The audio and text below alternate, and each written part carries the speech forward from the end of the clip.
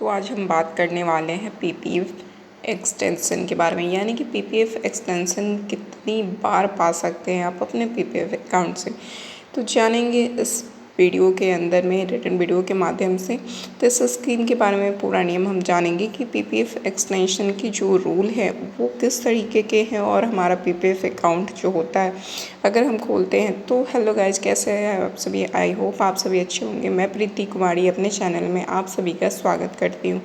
तो एक बार कमेंट करके मैं ज़रूर बताइए कि हमारा वीडियो कैसा लगता है आपको। अगर अच्छा लगता होगा तो लाइक और सब्सक्राइब करना बिल्कुल नहीं भूलिएगा, क्योंकि ऐसे ही हमेशा रिटर्न वीडियो हम लाते रहते हैं। तो चलिए हम बात कर लेते हैं पीपीएफ एक्सटेंशन के बारे में। ये पीपीएफ एक्सटेंशन जो है, इसके जो एक्सटेंशन कितनी बार में आप पा सकते हैं, इस रूल को हम समझेंगे। तो इस स्कीम से जितने भी जुड़े नियम हैं उसके बारे में खासकर जानेंगे कि इसके क्या क्या रूल होते हैं जिसे हमें फॉलो करने होते हैं। और पीपीएफ अकाउंट अगर खोलते हैं तो उसमें हमें ज़रूर याद रखने चाहिए और उस रूल से हमें चलना चाहिए ताकि हमारा पैसा जो है अच्छा रिटर्न मिल सके। तो अगर आप लॉन्ग टर्म का जो इन्वेस्टमेंट में पैसे जोड़ना चाहते हैं, अगर आप चाहते हैं कि हमारा जो पैसा है लंबे समय के लिए अपने पैसे को निवेश करें और टैक्स सेविंग का भी फ़ायदा उठाना चाहते हैं, यानी कि टैक्स की छूट भी चाहते हैं, तो अपने पैसे पे टैक्स छूट पाने के लिए तो ये आपको बता दें, पीपीएफ जो है पब्लिक प्रोविडेंट फंड है,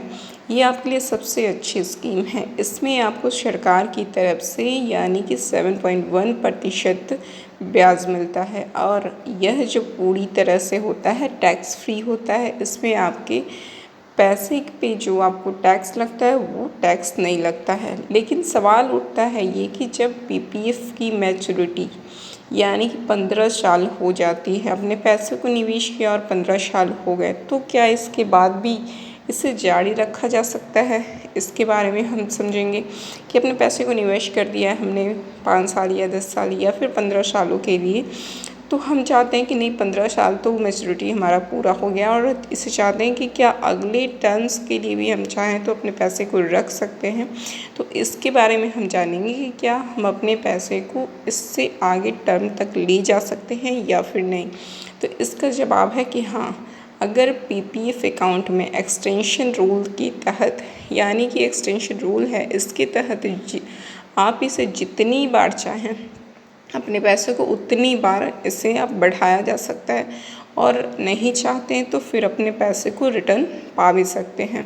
तो एक्सटेंशन रूल यही रूल है कि आप चाहें तो आपने जितने टर्म के लिए अपने पैसे को इन्वेस्ट किया है, आप चाहें तो उससे आगे टर्म्स के लिए भी उस पैसे को उसमें छोड़ सकते हैं, यानी कि अपने पैसे को जो निवेश किए हैं उसी में रहने देंगे आगे टर्म्स के लिए।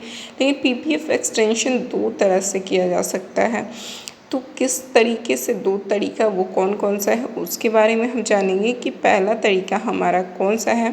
तो पीपीएफ को आप जो 2 तरह से बढ़ा सकते हैं, तो पहला होता है कि योगदान के साथ जो है, और दूसरा बिना किसी योगदान के। अगर आप 15 साल पूरे होने के बाद में, यानी कि पैसा आपने निवेश किया 15 सालों के लिए और 15 साल जो है आपका टर्म हो गया, यानी कि ख़त्म हो गया, उसके बाद इसमें जो पैसे डालना चाहते हैं कि आप चाहते हैं कि उसमें हम अपने पैसे, जो हमारा मूल राशि था उसमें कुछ और पैसे डालना चाहते हैं, तो आपको एक्सटेंशन के लिए बैंक या फिर पोस्ट ऑफिस में फॉर्म भरना होगा। यानी कि इसका एक्सटेंशन रूल का एक फॉर्म आता है जो भरना होगा। यह एक्सटेंशन 5-5 साल के ब्लॉक में होता है, यानी कि ये लगातार 15 सालों के लिए नहीं होता है, ये 5-5 साल के ब्लॉक में होता है जिसमें आप पैसा निवेश करते हैं, यानी कि हर बार इसे 5 साल के लिए बढ़ाया जाता है कोई भी पैसा निवेश करता है। तो अगर आप जो है कोई पैसा जमा नहीं करना चाहते हैं तो भी आपका अकाउंट अपने आप बढ़ता रहेगा अगर पैसा आपने छोड़ा है तो।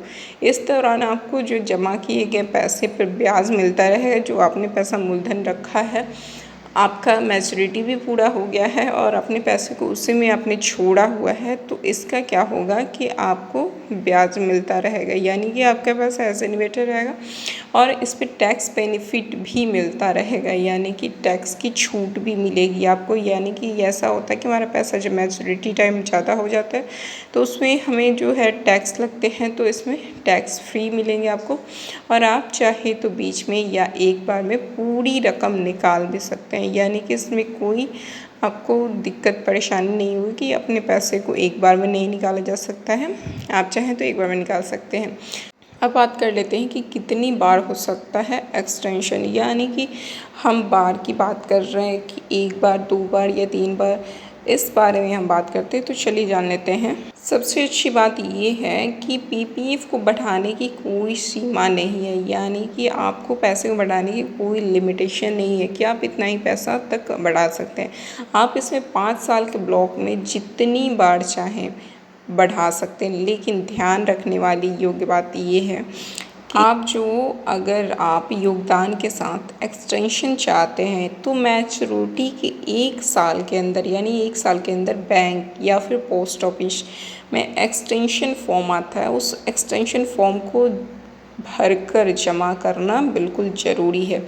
अगर आप समय समय पर फॉर्म जमा नहीं करते हैं तो आप बिना योगदान वाला विकल्प भी चुन सकते हैं, यानी कि बिना योगदान वाला विकल्प आप चुन सकते हैं। अगर फॉर्म नहीं भरा और नहीं जमा किया तब की बात किया जा रहा है। तो ये वीडियो जो था पीपीएफ एक्सटेंशन के बारे में, यानी कि आप कितनी बार में पा सकते हैं, तो इस वीडियो के जरिए हमने आपको बता दिया कि पीपीएफ एक्सटेंशन जो है आप कितनी बार पा सकते हैं। तो हमारा वीडियो आपको कैसा लगा एक बार कमेंट करके ज़रूर बताएं। अगर चैनल को सब्सक्राइब और लाइक नहीं किया तो एक लाइक और सब्सक्राइब करना बिल्कुल ना भूलें, कि हम आपको ऐसे ही अपडेट्स देते रहेंगे। और भी हमारा सखी से जो कोई भी जानकारी अगर आपको लेनी हो तो आप हमें कमेंट करके ज़रूर पूछ सकते हैं। और चैनल को सब्सक्राइब, लाइक और शेयर करना बिल्कुल ना भूलें। मिलते हैं फिर से नेक्स्ट वीडियो में, तब तक के लिए बाय।